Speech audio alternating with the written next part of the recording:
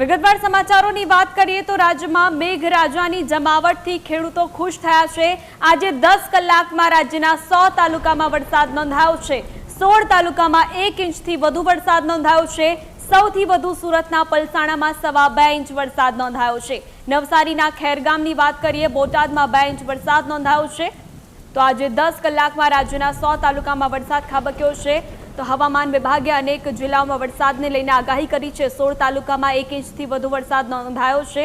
મેઘ જમાવટ ગુજરાતમાં જોવા મળી રહી છે, ત્યારે અનેક જિલ્લાઓમાં વરસાદને લઈને આગાહી હવામાન વિભાગ દ્વારા વ્યક્ત કરવામાં આવી છે। સૌથી વધુ સુરતના પલસાણામાં 2.25 ઇંચ વરસાદ ખાબકી ચૂક્યો છે। અનેક જગ્યાએ પાણી ભરાવાની સ્થિતિનું નિર્માણ પણ થયું છે, જેના કારણે લોકોને હાલાકીનો સામનો પણ કરવો પડી રહ્યો છે। આ સાથે જ ધરતીપુત્રોમાં પણ ખુશીનો માહોલ જોવા મળી રહ્યો છે।